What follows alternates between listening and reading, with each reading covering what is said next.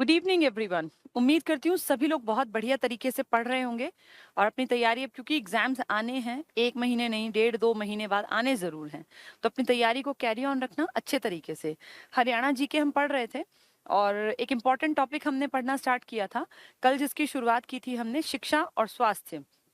कैसे कैसे हरियाणा में शिक्षा के आंकड़े लगातार बढ़ते गए, बेहतर होते गए, लेकिन अभी भी कुछ कमियां हैं जिन पे कि सरकार को, एनजीओज को, जनता को ध्यान देने की जरूरत है। हरियाणा क्योंकि एनसीआर का एक बड़ा हिस्सा कवर करता है और टोटल हरियाणा का 57% हिस्सा एनसीआर में आता है। दिल्ली से लगते हमारे 14 जिलों को एनसीआर में शामिल किया गया है। ये हमारे लिए प्राउड की बात है, लेकिन वहीं कुछ दुखदायक बातें भी लगती हैं जो आंकड़ों में हमें दिखती हैं कि जैसे होने चाहिए थे वैसे नहीं है।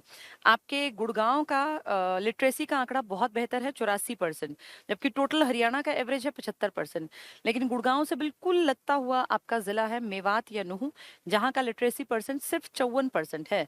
तो इतना ज्यादा वेरिएशन क्यों, इतनी ज्यादा भिन्नता क्यों, जबकि दोनों बिल्कुल आसपास के इलाके हैं? इसका मतलब बहुत ज्यादा जरूरत है, अभी भी कुछ पिछड़े हुए इलाके हैं तो उन पे ध्यान देने की। जैसे एक परिवार होता है ना, परिवार में अगर 4 भाई बहुत अच्छे हैं और एक कमजोर है, तो उस एक को भी साथ खींचना होता है, उन चारों की जिम्मेदारी होती है। यही सारी बातें जैसे समाज पे लागू हैं, परिवार पे, ऐसे राज्य के जिलों पर भी लागू हैं। अगर आपका राज्य बहुत एडवांस्ड है, आप कहते हैं हम जीडीपी में बहुत बड़ा योगदान देते हैं, हम लिटरेसी में बहुत आगे हैं और हम जो है बहुत टैक्स पेयर हमारे यहाँ पर हैं, लेकिन अगर आपका एक जिला महज 54% की लिटरेसी रेट को दिखाता है, तो कहीं ना कहीं ये सब लोगों के लिए एक सोचने का विषय है। तो इसके ऊपर सरकार को काम करना पड़ेगा और ये 54% का आंकड़ा खींच तान के कम से कम 75 के आसपास तो ले जाना चाहिए, ताकि वो लोग भी एवरेज की श्रेणी में गिने जा सके। ठीक है। लेकिन एक अच्छी बात क्या थी कि जिनका आंकड़ा लिटरेसी में बहुत खराब था, उनका लिंगानुपात राज्य का बेस्ट था, 907 महिलाएं प्रति 1000 पुरुषों पर। और कितनी अजीब बात है कि जिनका लिटरेसी का आंकड़ा नंबर 1 था, यानी गुड़गांव 84% के साथ, उनके यहाँ पर लिंगानुपात सबसे खराब है, 1000 के मुकाबले महज 854 महिलाएं। इसका मतलब इस तरफ भी थोड़ा सा ध्यान देना पड़ेगा, कहीं ऐसा ना हो कि ये पढ़ाई लिखाई लिंगानुपात के अंतर को गहराती चली जाए। क्योंकि गुड़गांव तो इशारा यही कर रहा है कि अगर लिटरेसी रेट बहुत बढ़ गया है तो लोगों की मानसिकता में तो परिवर्तन नहीं आया, और शायद वो और कहीं ना कहीं खराब हुई है, क्योंकि लोगों ने बेटियों को भ्रूण हत्या के रूप में ही खत्म करना शुरू कर दिया। तो हमें ये भी ध्यान रखना पड़ेगा कि पढ़ाई लिखाई का महज ये मतलब ना हो कि आपका लिटरेसी का आंकड़ा बढ़ जाए लेकिन आपका लिंगानुपात का आंकड़ा घट जाए। इस पर भी सरकार को काम करना पड़ेगा और बेसिकली जनता को ध्यान देना पड़ेगा। ठीक है। हमने पढ़ा था हरियाणा धीरे धीरे करके कैसे विकसित हुआ पढ़ाई के क्षेत्र में, जब हम पंजाब से अलग हुए, महज 20% की साक्षरता की आबादी को लेकर हम यहाँ थे, यानी 80% लोग यहाँ पढ़े लिखे नहीं थे। लेकिन आज हम प्राउड के साथ कहते हैं 2011 की जनगणना, 9 साल पुरानी जनगणना के आधार पर हरियाणा के 100 में से 75 आदमी पढ़े लिखे थे। 75 टोटल की आबादी, 75% आपके यहाँ साक्षरता थी। तो इन 9-10 सालों में ऑब्वियस सी बात है 100% की लिटरेसी का रेट बढ़ा होगा। और अगर ठीक ठाक ये पेंडेमिक ना रहता, ठीक ठाक जनगणना होती, तो हो सकता है 2021 की जनगणना में हम पढ़ते कि हरियाणा का लिटरेसी का प्रतिशत 80 या उससे भी ऊपर कूद गया, जो एक प्राउड की बात होती। लेकिन फिर भी अभी पुराने आंकड़े ही एग्जाम में आ सकते हैं, क्योंकि अब 1-2 साल और ये आंकड़े हमें देखने पड़ेंगे। जब तक ये पेंडेमिक खत्म नहीं होता, टीचर्स को जनगणना की ड्यूटी नहीं दी जाती, तब तक ये आंकड़े एज इट इज चलेंगे। हमने देखा था हरियाणा में कैसे एक एक जिले में विकास हुआ, फिर कैसे बड़ी बड़ी यूनिवर्सिटीज हरियाणा में खड़ी हुई, चाहे वो हिसार के रूप में हमने देखा था ये गुरु जम्भेश्वर जी के नाम पे जीजेयू यूनिवर्सिटी 1995 में, या हमने हिसार में ही देखी थी लुवास, LUVAS। ये क्या थी? Lala Lajpat Rai university of veterinary and animal sciences, जिसमें जानवरों के, पशुओं के ऊपर रिसर्च और ये सब था। फिर ऐसे ही हमने देखा था MDU बनी थी, एक हमने अपनी कुरुक्षेत्र यूनिवर्सिटी देखी थी। ऐसे ढेरों यूनिवर्सिटी सरकार के खर्चे से भी और कुछ प्राइवेट यूनिवर्सिटी भी अपने हरियाणा में देखने में आई।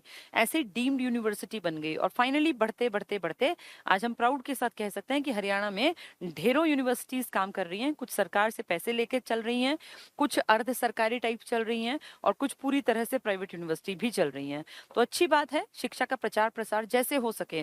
जो लोग अच्छा पैसा अफोर्ड कर सकते हैं वो प्राइवेट में पढ़ लें, जो कम पैसा अफोर्ड कर सकते हैं वो सरकारी में पढ़ लें। कम से कम पढ़ तो लें, क्योंकि पढ़ेंगे तभी दिमाग खुलेगा। जरूरी नहीं कि सारी सरकारी हो। अगर सरकार के हाथ बंधे हुए हैं और सरकार कहती है कि हम भाई एक राज्य में हद से हद 10 ही यूनिवर्सिटी बना सकते हैं, लेकिन आबादी आपकी करोड़ों में है, तो उस कंडीशन में कोई बुराई नहीं होती अगर प्राइवेट सेक्टर वाले भी शिक्षा के प्रचार प्रसार में आगे आ जाते हैं, बशर्ते करते ये ध्यान रखा जाए कि ये पैसे के लेन देन तक सीमित ना रह जाए। ऐसा ना हो कि बच्चे पैसे जमा करा के और फिर कभी कॉलेज का मुंह ही ना देखें और सीधे डिग्री हाथ में आ जाए, वो चीज ना हो, ये ध्यान रखना भी सरकार की ही जिम्मेदारी है। ठीक है, कल हम लोगों ने थोड़ा सा पढ़ा था ये, और थोड़ा सा क्या है, एक इम्पॉर्टेंट टॉपिक मैंने आपको पूरा करा दिया था जितना मुझे याद है। हमने पढ़ा था केवीएस हरियाणा में है 23, जेएनवी है यहाँ पे 20, और हमने देखा था कि कैसे यहाँ पे सबसे पहले जब हम अलग हुए पंजाब से 1966 में, उसके 3 साल बाद नवंबर 1969 में हमने अपना HBSC बनाया था।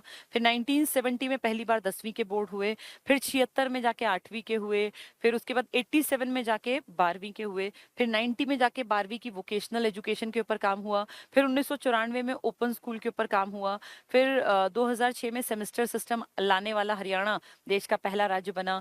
1995 में एक बहुत बड़ा प्रोजेक्ट आया था मिड डे मील, जिसकी शुरुआत हरियाणा के बहादुरगढ़ से हुई, लेकिन फिर प्रॉपर तरीके से चलने में हमारे यहाँ और 2-4 साल लग गए थे। और आज आपके राज्य में हर जिले के अंदर आने वाले, हर गांव के आसपास पढ़ने वाले सरकारी स्कूल में या निगम के जो निकाय के अंडर चलने वाले स्कूल हैं, सब में मुफ्त में भोजन बांटा जाता है 1 से 8वीं तक के लिए। तो ये MDM स्कीम भी आपके यहाँ लॉन्च हुई। ये सब चीजें हमने पढ़ी थी। मोरनी हिल्स में जो इलाका है, वहां लड़कियों को स्कूल जाने से रोका ना जाए तो उनको साइकिल दी गई। ऐसे ही अरावली वाले इलाके में तो बहुत सारी सुविधाएं सरकार दे रही थी। और देश का बेस्ट रिजल्ट देने वाले KVS और JNV आपके यहाँ भी हैं। JNV में 6ठी से लेके 12वीं तक के बच्चे पढ़ते हैं। फुली रेजिडेंशियल स्कूल्स होते हैं, वहीं रहना होता है, वहीं खाना पीना, वहीं पढ़ना। टीचर्स को भी वहीं रहना होता है, 24 घंटे की एक तरह से ड्यूटी होती है। एडमिशन 6ठी में कॉम्पिटिटिव पेपर के थ्रू होते हैं। केंद्रीय विद्यालय संगठन जिनके पेरेंट्स ट्रांसफरेबल जॉब में थे, उनके लिए खोले गए थे। ये सब हमने पढ़ लिया था। नेहरू युवा केंद्र पढ़ा था। राजीव गांधी एजुकेशन सिटी जो लगातार बढ़ रही है विकास के रास्ते पर, जहां कई बड़ी बड़ी यूनिवर्सिटीज जैसे अशोका यूनिवर्सिटी है, नेशनल लॉ यूनिवर्सिटी है, या आपकी जो ये है SRM यूनिवर्सिटी टाइप की कई यूनिवर्सिटी चल भी रही है। ठीक है, फिर सैनिक स्कूल हमने पढ़ा था। पूरे देश में लगभग राज्यों में एक एक सैनिक स्कूल या कहीं 2 मैक्सिमम है, सब में तो है भी नहीं, एक एक भी नहीं है बहुत जगह तो। लेकिन हरियाणा देश का पहला राज्य है जहां 3 सैनिक स्कूल। तो कहाँ कहाँ हमारा 1961 में कुंजपुरा, और कुंजपुरा से निकले हुए न जाने कितने लड़के आज देश की सेना में बहुत ऊंचे ऊंचे पदों पर विराजमान हैं। ये 1961 की देन थी। 2008 में आपके रेवाड़ी, जिसको आप कहते हैं वीर नगरी, यहाँ पे स्कूल बना, सैनिक स्कूल। और तीसरे नंबर पर अंडर प्रोसेस है, अभी एक्वायरमेंट का काम हुआ है, एज सच पढ़ाई शुरू नहीं हुई, लेकिन मातन हेल जो कहाँ पड़ेगा आपका झज्जर में, जिसको आप कहते हैं शहीदों का शहर। तो 3 इंपॉर्टेंट 1961, 2008 और 2010 में 13 में प्रस्तावित था, लेकिन अभी बना नहीं है, इसलिए सन नहीं पूछेंगे। ठीक है, ये कल हमने पढ़ लिया था। एजुसेट मैंने बताया था, एजुकेशन को सैटेलाइट के थ्रू आगे तक पहुंचाना। गूगल बॉय कौटिल, ये भी बार बार आता है, कहाँ से है ये, तो कुहाड़ गांव करनाल से है। ठीक है, जवाहर नवोदय विद्यालय बता दिया था। 6ठी से 12वीं तक के प्रतिभाशाली ग्रामीण एरिया को बिलोंग करने वाले 75% बच्चे, 25% शहरी प्रतिभाशाली गरीब होने चाहिए, 33% लड़कियों के लिए 6ठी से 12वीं तक के फुली रेजिडेंशियल स्कूल। कल लास्ट इतना पढ़ा था। ठीक है, ज्ञान की शताब्दी। हरियाणा में शिक्षा, ये तो शायद नहीं पढ़ा था, नहीं ये पढ़ लिया था। मासिक परीक्षण पढ़ा दिया था। ये बेटी बचाओ बेटी पढ़ाओ बताया था ना 2015 में 22 जनवरी से। फिर इसी प्रोग्राम को आगे बढ़ाया, जो सबसे पढ़ी लिखी लड़की थी उससे झंडा फहरवाया गया। तो बेटी को सलाम राष्ट्र के नाम, ये तो मैंने पढ़ा दिया था। आरोही मॉडल स्कूल बताए थे कि कैसे टीचर्स जो है इंफ्रास्ट्रक्चर अच्छा होगा, अच्छे ढंग से पढ़ाएंगे, एक बहुत बढ़िया स्कूल बनाएंगे जो पिछड़े इलाके हैं शैक्षणिक रूप से, उनके लिए। ये बताया था मैंने। शिक्षा का अधिकार बताया था। देश में अधिनियम बना 2009 में, वो लागू हुआ 1 अप्रैल 2010 में, लेकिन क्योंकि शिक्षा समवर्ती सूची का विषय है तो आपकी हरियाणा सरकार ने अगले साल काम किया 3 जून 2011 से। आपके यहाँ शिक्षा का अधिकार सरकार ने जिम्मेदारी बना ली अपनी। ठीक है, पंजाबी भाषा, जिससे कि पहले लोग जो है उतना जानबूझ के उसको प्रमोट नहीं करती थी सरकारें, क्योंकि पंजाब से ही तुरंत में अलग हुए थे, तो उसको प्रमोट करने से फिर लोग कहते फिर अलग ही क्यों हुए थे। तो 1970 से 2010 तक, यानी 40 सालों तक हमारी द्वितीय भाषा रही तमिल भाषा। लेकिन 2010 में जब हुड्डा जी की सरकार थी, CM थे वो, तो उन्होंने कहा तमिल कोई बोलता नहीं समझता नहीं, इसको हटा दो और पंजाबी को अपने यहाँ द्वितीय भाषा का दर्जा दे। तो पहली भाषा हमारी हरियाणवी, दूसरी पंजाबी। ठीक है, तो 8वीं 12वीं जो पढ़ेंगे उनको फिर वो देते हैं ना एक्स्ट्रा कुछ पैसे, 50 रुपए 75 रुपए। नकद पुरस्कार भी वही, पहली से 8वीं तक के बच्चे। पाठ्य पुस्तक बांट रहे हैं, राजीव गांधी छात्रवृत्ति योजना है, अंबेडकर जी के नाम पर है मेधावी छात्र, मध्याह्न भोजन योजना 2004 से तो सब में लागू हो गई। वैसे 95 से देश में आपकी शुरुआत आपके यहीं से हुई थी। जो देश के पीएम थे ना, पीवी नरसिम्हा राव, उन्होंने टाट पट्टी पे बैठ के जो खाना खाया था, जो फ्रंट पेज की फोटो बनी थी, वो बनी थी आपके हरियाणा के इस बहादुरगढ़ के एक स्कूल की। बच्चियों के लिए मुफ्त शिक्षा थी, आवासीय विद्यालय थे, कस्तूरबा गांधी बताया था, पिछड़े हुए इलाकों में लड़कियों की सेफ्टी के लिए रेजिडेंशियल स्कूल बना दिए। तो जैसे आरोही स्कूल है, उसमें तो ये भाई घर से आओ बैठो, लेकिन ये है कि यहीं पे रहना है, लड़कियों के लिए है सिर्फ ये। ठीक है, विकलांगों के लिए पानीपत में था आवासीय, ये भी बताया था कल। बचपन शाला, उच्च शिक्षा में बताया था। उच्च शिक्षा में मेनली आता है टेक्निकल एजुकेशन हायर लेवल की, जैसे कंप्यूटर में कोई बहुत बड़ा एमसीए और इस तरह की, या फिर एमबीबीएस टाइप की चीजें करना, या उच्च स्तर पे और किसी क्षेत्र में काम करना जिससे कि आपको लाइफ में आगे जाके आसानी रहे। तो इसके लिए भी सरकार पैसा लगा रही है। आज हरियाणा में ढेरों महाविद्यालय हैं जो स्पेशली लड़कियों के लिए चलते हैं। ठीक है, ये टॉपिक था जो आज शुरू करना था। यूनिवर्सिटीज, इतना कल मैंने पढ़ा दिया था। उच्च शिक्षा के 4 वर्ग हैं, तकनीकी, चिकित्सा और व्यावसायिक और कृषि शिक्षा। अब धीरे धीरे कृषि में भी कह रहे हैं कि शिक्षा को इतना बढ़ावा दो कि लोग जो हैं पढ़ लिख के खेती से अपनी जड़ों से कटे ना, बल्कि पढ़े लिखे किसान आगे खेती करें, जो अपने हकों के प्रति, अपने अधिकारों के प्रति सचेत हों, और जहां जहां सरकार उनके साथ गलत करे वो उसको समझने में भी सक्षम हो, और अपनी आवाज को बुलंद करने में भी वो सक्षम होने चाहिए। पढ़ा लिखा आदमी कभी भी गलत चीज से दबेगा नहीं, वो जानता है कि उसके हक को जानबूझ के दबाया जा रहा है। लेकिन अनपढ़ आदमी को कुछ भी कह सुन के, कैसे भी बरगला के, उसे अपनी बातों में बेवकूफ बना के अपने हिसाब से ढालना पॉसिबल है। इसीलिए अब ये आज की जरूरत बन गई कि पढ़ लिख के ऑर्गेनिक फार्मिंग की तरफ अगर कुछ लोग हैं जिनके पास ज्यादा जमीन है। देखिए, छोटे लेवल पे अगर जमीन है, मान लीजिए किसी के पिताजी के पास 1 एकड़ जमीन है, तो पढ़ा लिखा के वो नहीं चाहते कि उनका बेटा खेती करे। 1 एकड़ में से क्या निकालेगा? वो पूरे जिंदगी अपना खर्चा भी नहीं निकाल पाएगा। अगर मान लीजिए किसी के पास 50 एकड़ जमीन है, 100 एकड़ जमीन है, तो पढ़े लिखे बच्चे अगर वहां पे आते हैं, वापस गांव से जुड़ते हैं, तो वो बहुत ज्यादा पैसे कमा सकते हैं ऑर्गेनिक फार्मिंग के नाम पे। जो ये अपनी ऑर्गेनिक खेती होती है ना, हरियाणा फ्रेश ब्रांड है हमारा। ऑर्गेनिक खेती के थ्रू हम कह रहे हैं कि हम नेचुरल तरीके से सारी फसलों को पैदा करेंगे, जिसमें हम कोई भी एनपीके या यूरिया या इस तरह की चीजें नहीं डालेंगे। सिर्फ गोबर से बनी हुई खाद का यूज करके नेचुरल तरीके से जो घर की सब्जियां, फल और उनके पत्ते और सड़ी गली चीजें हैं घर की, जो बायोडिग्रेडेबल है, सिर्फ उसको डाल के हम खेती पैदा करेंगे। और इस तरह से निकली हुई फसल की कीमत लोग देंगे, क्योंकि ये ऑर्गेनिक है और ये स्वास्थ्य के लिए किसी भी तरह से हानिकारक नहीं है। तो धीरे धीरे अगर चीजें ठीक नहीं होती हैं, जैसे रोजगार के बहुत सारे अवसर हैं खेती में, बशर्ते खेती करने वाले किसान के पास जमीन ज्यादा हो। देखिए, बहुत छोटी खेती में कुछ नहीं निकलता, आप भी जानते हैं, मैं भी जानती हूँ। इसलिए हर छोटा किसान चाहता है कि उसका बेटा, उसकी बेटी पढ़ लिख के लग जाए, क्योंकि वो जानता है कि जैसे उसने जीवन काटा, ऐसे उसके बच्चे ना काटें जीवन। बहुत दिक्कतें हैं किसानों को। लेकिन जिनके पास बहुत बड़ी बड़ी जमीनें हैं, जिनके पास कि भैया काम करने वाले 10-10, 20-20 लेबर वो रखते हैं पूरे साल, उनके बच्चे अगर पढ़ लिख के खेती में अपना पैर जमाते हैं, तो वो तगड़े किसान जो लाखों करोड़ों रुपए कमाते हैं ना, इस तरह के किसान भी हैं। आप अमेरिका को उठा के पढ़िए, इंग्लैंड को उठा के पढ़िए, यहाँ ऐसे किसान हैं जो बिजनेस करते हैं। किसान भी बिजनेसमैन हैं वहाँ, लेकिन उनकी फिर एरिया बहुत बड़ा है, उनके पास सारा काम मशीनों से होता है। लेबर बहुत, मतलब हमारी तरह वाली लेबर नहीं होती वहाँ। वहाँ सारे काम, लेबर वाले काम मशीनों से होते हैं। उनके हर काम में मशीन की एंट्री है। तो फिर या तो हो तो वैसे हो, और नहीं तो फिर छोटे किसान तो कभी भी नहीं चाहते कि उनके बच्चे पढ़ लिख के इस तरफ आए, इसमें फायदा नहीं है। ठीक है, तो विश्वविद्यालय की बात करें, हमारे हरियाणा में कौन कौन सी यूनिवर्सिटी हैं। बड़ी यूनिवर्सिटीज की बात करते हैं, तो बड़ी यूनिवर्सिटीज आपके यहाँ मैंने कल कुछ बताई भी थी, थोड़ी बहुत समझाई थी। उसी में जो जो नेक्स्ट आता जाएगा, मुझे लगेगा इंपॉर्टेंट है, जो तुम्हें याद रखना जरूरी है, उसको मैं जरूर एक्सप्लेन करूंगी। पहला है कुरुक्षेत्र यूनिवर्सिटी। ये कल भी बताई थी। आपके राज्य के बनने से ठीक 10 साल पहले कुरुक्षेत्र में यूनिवर्सिटी की आधारशिला रखी थी। किसने? आपके देश के पहले राष्ट्रपति ने, डॉक्टर राजेंद्र प्रसाद ने। तो केयू की आधारशिला डॉक्टर राजेंद्र प्रसाद ने 1956 में रखी थी, वही है ये।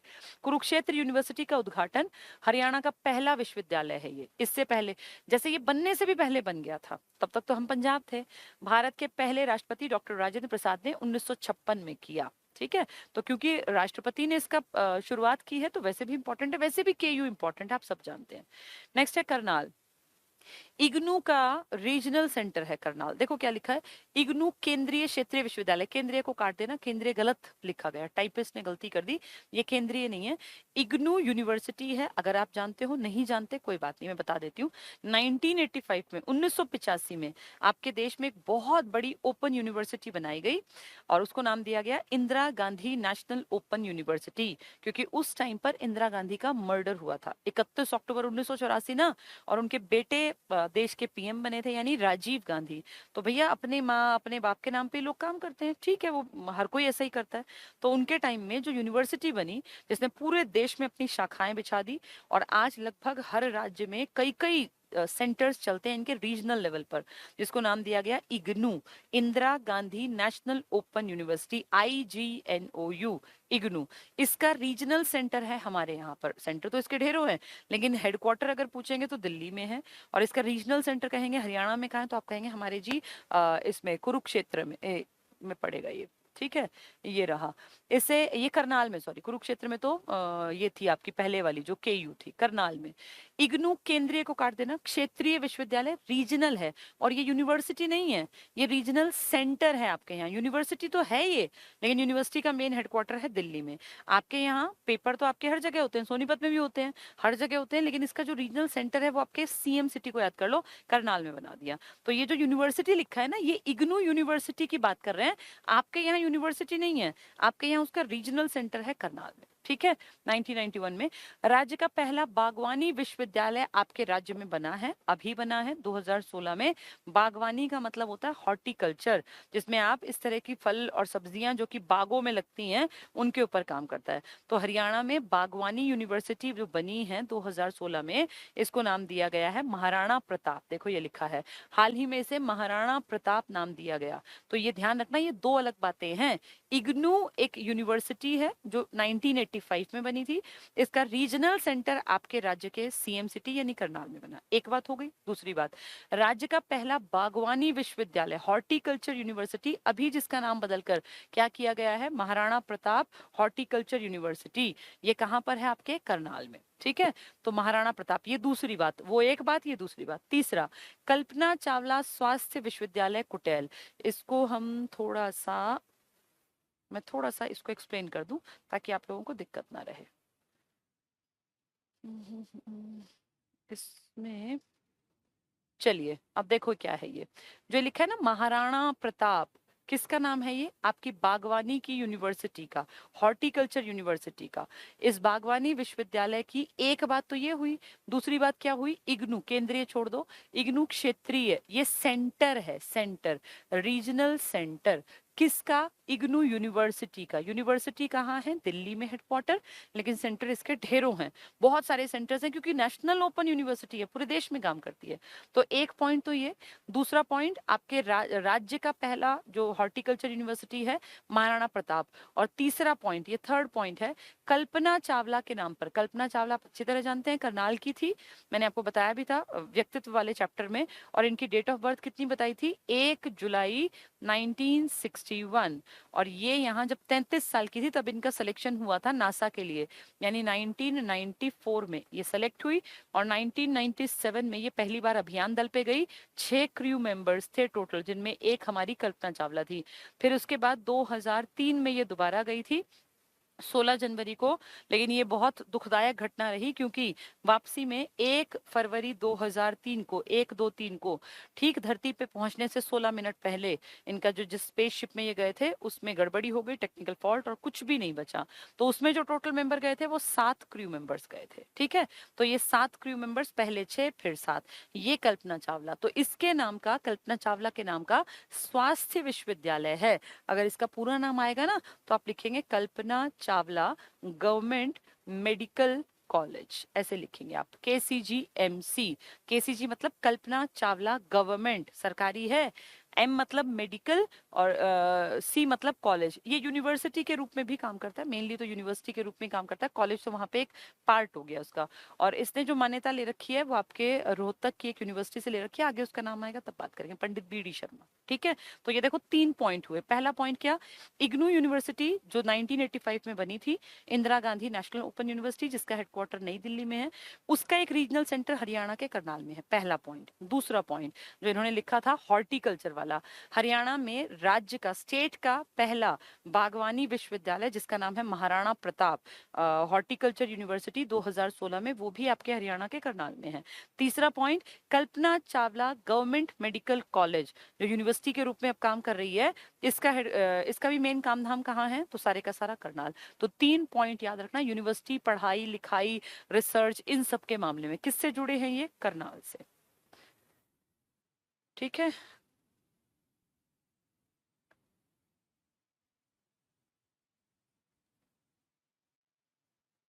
कहाँ से ये, अच्छा ये, ठीक है, ठीक है, ठीक है। तो स्वास्थ्य विश्वविद्यालय कुटेल, अब ये मूव किससे करेगा, इससे।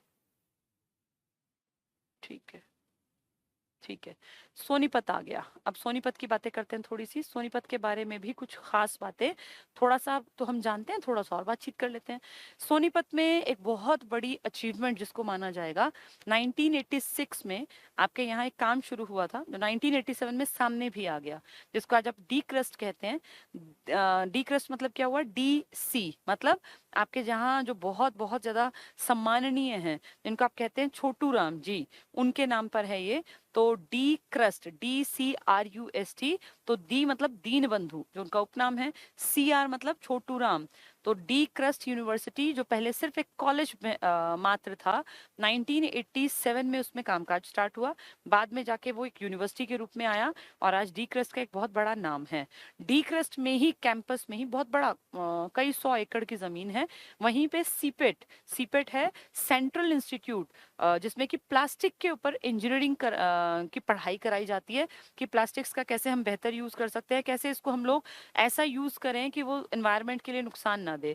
तो CIPET, central institute of plastic engineering and technology, ये किसका ही एक पार्ट है जो हमारे यहाँ डी क्रस्ट है। इसके अलावा सोनीपत में एक बहुत बड़ी यूनिवर्सिटी है, ऐसी यूनिवर्सिटी उत्तर भारत में सबसे पहले हमारे यहाँ बनी, जिसको आप कह सकते हैं all women's university. All women's college तो बहुत होते हैं, लेकिन यूनिवर्सिटी के नाम पे अब तो कई यूनिवर्सिटी बन गई, हमारे यमुनानगर में भी बन गई, लेकिन अगर कहें उत्तर भारत का सबसे विशाल महिलाओं का कोई यूनिवर्सिटी काम करती है, तो हमारे हरियाणा के सोनीपत के गोहाना के इलाके में है BPS, भक्त फूल सिंह महिला विश्वविद्यालय, या भक्त फूल सिंह विमेंस यूनिवर्सिटी।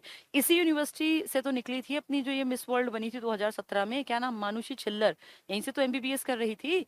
ये जो अपनी BPS है, इसकी भी एक पुरानी हिस्ट्री है।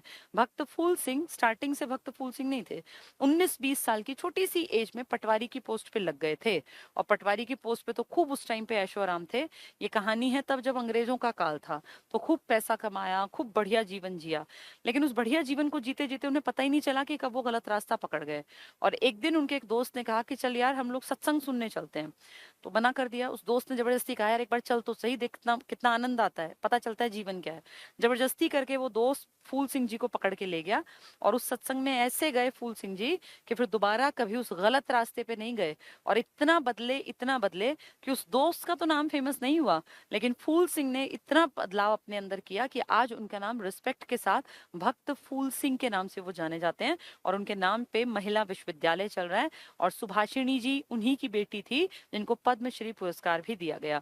तो भक्त फूल सिंह ने एक शुरुआत की थी छोटी सी गुरुकुल के माध्यम से, ये इन्होंने बनाया था, यही छोटा सा हमारा सोनीपत में पड़ता है महारा गांव, यहाँ खोला था 1936 के आसपास। उसके लंबे टाइम बीतने के बाद 2006, वो तो एक्सपायर हो गए, उनका तो मर्डर कर दिया गया था, लेकिन 2006 में फिर ये यूनिवर्सिटी के रूप में सामने आई, और आज हम प्राउड के साथ कहते हैं कि उत्तर भारत का पहला विशाल महिला विश्वविद्यालय जो बना, वो हरियाणा के गोहाना में बना, BPS भक्त फूल सिंह महिला विश्वविद्यालय के नाम से। तो अपने आप में बड़ी अचीवमेंट है। इंजीनियरिंग कॉलेज था, आज यूनिवर्सिटी है डी क्रस्ट, सीपेट उसी के अंदर पड़े पड़ेगा? मुरथल में ही। इसके अलावा भक्त फूल सिंह महिला विश्वविद्यालय। तो 3-4 बड़ी-बड़ी चीजें। और अब तो राजीव गांधी एजुकेशन सिटी भी अपने आप में एक बहुत बड़ा एग्जाम्पल है, एक रोल मॉडल शायद साबित होगा कि किस तरह से किसी एरिया में एजुकेशन की पूरी सिटी बसाई जा सकती है। चलिए देखें, भक्त फूल सिंह महिला विश्वविद्यालय। फूल सिंह पहले सरकारी नौकरी में थे, अंग्रेजों के टाइम में पटवारी थे ये। खानपुर कला में है। खानपुर कला कहाँ पड़ेगा? हमारे हरियाणा के सोनीपत के इसमें गोहाना में। ठीक है, गोहाना में पड़ेगा ये। अब गोहाना सोनीपत का हिस्सा इसलिए सोनीपत कहते हैं। खानपुर कला उत्तर भारत का पहला महिला विश्वविद्यालय। महिला कॉलेज तो बहुत है, लेकिन महिला यूनिवर्सिटी ये पहली है। अब तो ढेर बन गई, ये पहली है आपके हरियाणा में और पूरे उत्तर भारत में। 2006 में बीपीएस मतलब भक्त फूल सिंह महिला विश्वविद्यालय, विमेंस यूनिवर्सिटी। दूसरा पॉइंट, दीनबंधु छोटूराम विज्ञान और तकनीकी विश्वविद्यालय, जिसको आप कहते हैं D crust. Deenbandhu Chhoturam, D Deenbandhu, C R Chhoturam, Deenbandhu Chhoturam, D crust, CRUST, university of, ये रहा university of science and technology. तो डी क्रस्ट यूनिवर्सिटी क्या मतलब हुआ? Deenbandhu Chhoturam university of science and technology, D crust university. ठीक है, पहले ये कॉलेज था, यूनिवर्सिटी बाद में बनी है। जब ये मुरथल में स्टार्टिंग इसकी हुई 1987 में, 86 में इसके ऊपर काम स्टार्ट हुआ था, 87 में यहाँ कंफर्म कि भाई ये काम यहाँ चलेगा। इसके बाद जाके ये लेटर स्टेज में जाके डी क्रस्ट इसको नाम दिया गया। पहले सिर्फ ये एक इंजीनियरिंग कॉलेज था छोटा सा। ठीक है, तो 1987 में। अगला हमारा है, नेक्स्ट देखना, सीपेट। सीपेट मैंने आपको बताया, सीपेट क्या है हमारा? Central institute of plastic engineering. ध्यान से देखो, CIPET central institute of plastic engineering and technology. ये भी मुरथल के डी क्रस्ट वाले इलाके में पड़ेगा। आप डी क्रस्ट देखेंगे ना तो बहुत बड़ा कैंपस उभरेगा। आप गूगल पे भी चीजें देख सकते हैं ताकि आपके दिमाग में एक आइडिया बन जाए, बाद में देखना, अभी नहीं। तो CIPET central institute of plastic engineering and technology, D crust, ये मुरथल में है। और बीपीएस कहाँ है? भक्त फूल सिंह खानपुर कला, कहाँ पड़ेगा? गोहाना। दोनों किसका पार्ट है? मुरथल भी कह लो, गोहाना भी सोनीपत का। ठीक है, नेक्स्ट है रोहतक। रोहतक में एमडीयू, महर्षि दयानंद यूनिवर्सिटी, 1976, हरियाणा बनने के 10 साल बाद। हरियाणा से 10 साल पहले क्या थी? केयू। और 10 साल बाद क्या है? एमडीयू में गठित, परंतु 1975 में अधिनियम पास हुआ। यानी इसके लिए आपकी विधानसभा में पहले चर्चा हुई होगी, तभी अधिनियम आया होगा। 75 में आया था। पंडित भगवत दयाल शर्मा स्वास्थ्य और विज्ञान विश्वविद्यालय, ये काम का है। इसको मैं थोड़ा सा एक्सप्लेन करूंगी, सभी लोग ध्यान से सुनना। ठीक है, आप ध्यान से देखो, पंडित भगवत दयाल यानी BD भगवत दयाल, पंडित BD शर्मा, ये कौन थे हमारे BD शर्मा जी? हमारे यहाँ राजनीति से जुड़े एक बड़ी हस्ती थी, पंडित BD शर्मा। तो BD शर्मा स्वास्थ्य, स्वास्थ्य मतलब जो शरीर से जुड़ा हुआ, और विज्ञान विश्वविद्यालय। तो पंडित BD शर्मा स्वास्थ्य विज्ञान विश्वविद्यालय से ही मान्यता प्राप्त हुआ था जब कल्पना चावला मेडिकल कॉलेज बना था। अब तो वो क्या बन गई है? University. Kalpana Chawla government medical university है ना, वो पहले मेडिकल कॉलेज था। तो ये पंडित BD शर्मा वाला कहाँ है? रोहतक में। बहुत इंपॉर्टेंट पॉइंट। दूसरा, सुपवा देखो, सुपवा, SUPVA क्यों इंपॉर्टेंट है? ये हरियाणा की पहली सोलर यूनिवर्सिटी है जहां सारा काम सोलर एनर्जी का कोशिश करते हैं यूज करके किया जाए। तो सोलर, पहली सोलर यूनिवर्सिटी पूछेंगे तो तुम कहोगे जी सुपवा। अब ये सुपवा क्या है? अजीब सा नाम है। SU, ध्यान से सुनते चलना, SU इसका मतलब है state university, PVA state university, यानी ये आपके राज्य की है। स्टेट यूनिवर्सिटी ऑफ, किस चीज की यूनिवर्सिटी है आपकी ये? तो state university of performing, performing and visual arts. देखो ये लिखा भी था, पर पहले मैंने समझा दिया ताकि तुम्हें ज्यादा अच्छा याद रह जाए। सुपवा एक शॉर्ट फॉर्म है किसकी? स्टेट यूनिवर्सिटी, किस चीज की university? SUP performing, of performing और विजुअल आर्ट्स जो दिखाई दे। सुपवा बेसिकली एक बड़ा सा सेंटर है, एक बहुत बड़ी यूनिवर्सिटी है जिसके 4 पार्ट्स हैं। इन्होंने नहीं दिए हैं, मतलब किताब में नहीं लिखा उसने, ये आए भी नहीं है, पर फिर भी एक आइडिया तुम्हें रहे इसलिए बता रही हूँ। सुपवा के 4 पार्ट्स क्या है? एक है स्टेट इंस्टीट्यूशन, ये तो यूनिवर्सिटी है, इसके 4 हिस्से। एक का नाम है स्टेट इंस्टीट्यूशन, ये हर एक के नाम में आएगा। State institution of fine arts, देखो वहां भी था, विजुअल था ना, परफॉर्मिंग, इस तरह से फाइन आर्ट्स। फिर एक है state institute of fine arts के बाद डिजाइन भी है। फिर स्टेट इंस्टीट्यूट ऑफ आर्किटेक्चर भी है। आर्किटेक्चर, ठीक है, और एक और है film and television, state institute of film and television या टीवी कह लो। तो 4 छोटे इंस्टीट्यूट्स मिलकर एक बड़ी यूनिवर्सिटी का निर्माण कर रहे हैं जिसका नाम है सुपवा, state university of performing and visual arts. इसके 4 सेंटर कौन कौन से हैं? एक है fine art, state institution of fine art पहला, दूसरे का नाम है स्टेट इंस्टीट्यूशन ऑफ, क्या देखती है वो, आर्किटेक्चर, और तीसरे का नाम है अर्बन डेवलपमेंट भी आर्किटेक्चर में, क्योंकि बिल्डिंग आप शहरों में तो बनाओगे ना, नहीं नहीं।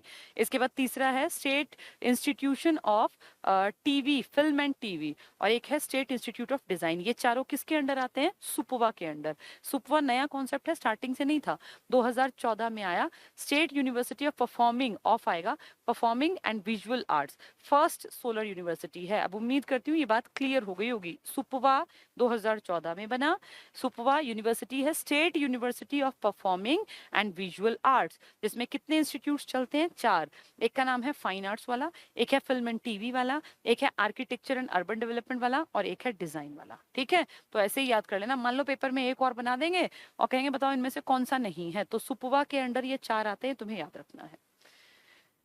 चलिए नेक्स्ट देखते हैं क्या कह रहे हैं सुपवा के बाद। जींद, जींद में एक यूनिवर्सिटी है जिसका नाम क्या है? चौधरी रणबीर सिंह यूनिवर्सिटी, चौधरी रणबीर सिंह विश्वविद्यालय 2014। तो आपका सुपवा भी तो, रोहतक वाला भी तो 2014 का है, ये जींद वाला भी 2014 का। ठीक है, सिरसा में, सब प्राइवेट थी ये वाली और ये वाली। सिरसा चौधरी देवीलाल यूनिवर्सिटी 2003 में, हरियाणा का 5वां विश्वविद्यालय था सिरसा में, चौधरी देवीलाल यूनिवर्सिटी सन 2003 में बन गई थी। ठीक है, हिसार जो मैंने कल पूरा एक्सप्लेन किया था बहुत डिटेल से, वही हिसार है ये। देखिए जरा क्या कह रहे हैं हिसार में, चौधरी चरण सिंह। हाँ जी, क्लास ओवर करनी है? ठीक है, मैं बस अब इस क्लास को ओवर कर रही हूँ, थोड़ी देर और पढ़ा दूँ, 2 मिनट छोड़ रही हूँ इसको। चौधरी चरण सिंह यूनिवर्सिटी है। चौधरी चरण सिंह यूनिवर्सिटी क्या है? कल मैंने पूरा एक्सप्लेन किया था। 7वें पीएम कह लो, 5वें कह लो। कैसे 5वें? नेहरू, शास्त्री जी, इंदिरा और मोरारजी देसाई और चरण सिंह 5वें। 2 बीच में कौन गायब हुए? 2 बार एक ही आदमी आया था। कौन? जिनका नाम था, दोनों बार डेथ के बाद आए थे, नाम पता होगा आपको, गुलजारी लाल नंदा। तो उस हिसाब से कौन से हो गए वो? 7वें। तो 7वें कहना भी ठीक है और 5वें कहना, आपको लॉजिक दोनों का पता है। ठीक है, तो चरण सिंह विश्वविद्यालय जो कि 1970 में बना, बाद में इसके नाम के आगे सीसीएस आया, पहले ये हरियाणा एग्रीकल्चर यूनिवर्सिटी, देखो ये रहा, ये थी HAU। 1991 में क्या बन गई? CCS HAU। एशिया का सबसे बड़ा कृषि विश्वविद्यालय है। 1970 में ये बना था HAU और 1991 में बन गया CCS HAU। फिर दूसरी का नाम क्या है? यहाँ से GJU, गुरु जम्भेश्वर। गुरु जम्भेश्वर कौन? राजस्थान में जन्मे। उस टाइम में, आज से कितने साल पहले, कई 100 साल पहले, 1400 कुछ में जन्मे थे, 1500 कुछ में एक्सपायर हुए, बताया था ना मैंने। और पर्यावरणविद थे, कहा था जानवरों को मत मारो, खूब पेड़ लगाओ, पर्यावरण को सुरक्षित करो। तब जब लोग राजा महाराजाओं के काल में थे, पर्यावरण की बातें कोई सोच भी नहीं पाता था, तब ये आदमी पर्यावरणविद था, तभी लोग इनको भगवान की तरह पूजते हैं। तकनीकी विश्वविद्यालय तो GJU यूनिवर्सिटी जो है टेक्निकल और साइंस के लिए काम करती है, 1995 में बनी। ठीक है, लाला लाजपत राय, लुवास की बात करेंगे, ये लाला लाजपत राय VAS, वेटेरिनरी, वेटेरिनरी होता है जानवरों से संबंधित, A मतलब एनिमल्स, S मतलब साइंसेस। तो Lala Lajpat Rai university of veterinary and animal sciences. तो पशु चिकित्सा, ये रहा ना, पशु चिकित्सा, वेटेरिनरी, एनिमल और पशु विज्ञान, तो एनिमल साइंसेस। इसको बोलोगे पशु चिकित्सा को वेटेरिनरी और पशु विज्ञान को आप कहोगे एनिमल साइंसेस, ये भी यूनिवर्सिटी है। इसके अलावा Haryana space application centre, Hisar में स्पेस एप्लीकेशन सेंटर भी हिसार में, स्पेस एप्लीकेशन सेंटर। तो 3 बड़ी यूनिवर्सिटी कौन कौन सी? लुवास यहाँ है, GJU यहाँ है, CCS HAU यहाँ। कल मैंने बहुत अच्छी तरह से एक्सप्लेन की थी, अगर आपने क्लास ली होगी तो। ठीक है, नेक्स्ट पे पहुंचते हैं हम। नेक्स्ट क्या कहते हैं, देखें, भिवानी। भिवानी की कौन सी यूनिवर्सिटी है? चौधरी बंसीलाल यूनिवर्सिटी, 2014 में खुली। अभी हमने देखा था सुपुवा भी 2014, और जींद वाली, रणजीत सिंह वाली भी 2014। ठीक है, यमुनानगर में DAV महिला विश्वविद्यालय, अब देखना दोबारा आ गया ना, एक महिला विश्वविद्यालय पहला था, पहली यूनिवर्सिटी, वो उत्तर भारत की सबसे बड़ी, कौन सी? BPS गोहाना, खानपुर कला, सोनीपत में। अब ये देखो तुम्हारे सामने दोबारा आ गई। ये कहाँ है? यमुनानगर में, DAV। DAV जानते हो, दयानंद एंग्लो वैदिक के लिए यूज करते हैं DAV। गुड़गांव में है इंडियन नेशनल डिफेंस विश्वविद्यालय, बड़े काम की चीज है, इसको मैं एक्सप्लेन कर देती हूँ आपको। देखो ध्यान से सुनो, एक यूनिवर्सिटी का नाम है Indu, Indian national defence university, यानी देश में इंडिया के लेवल पे, नेशनल लेवल पे डिफेंस के क्षेत्र में काम करने वाली यूनिवर्सिटी। ये आपके बिनौला गांव गुड़गांव में। और इसके अलावा आपने NDC पढ़ा होगा और NDA पढ़ा होगा, इसको थोड़ी देर के लिए भूल जाओ। National defence academy Khadakwasla Maharashtra Pune, national defence college Delhi नई Delhi, national defence university Haryana के गुड़गांव में। तो कितनी बड़ी बात है कि जो सिर्फ इकलौता पुणे में है, खड़गवासला में, जिसको सारे एग्जाम्स के लिए हम तैयार करते थे। ऐसा एक NDC है, कॉलेज है आपके नई दिल्ली में। अब इन दोनों से बड़ी, ये तो सिर्फ एकेडमी, एकेडमी तो छोटी सी होती है, कॉलेज उसके उससे बड़ा होता है, सबसे बड़ी यूनिवर्सिटी है। इसके लिए हम बहुत शुक्रिया करें कि किसको चुना गया, हमारे हरियाणा को।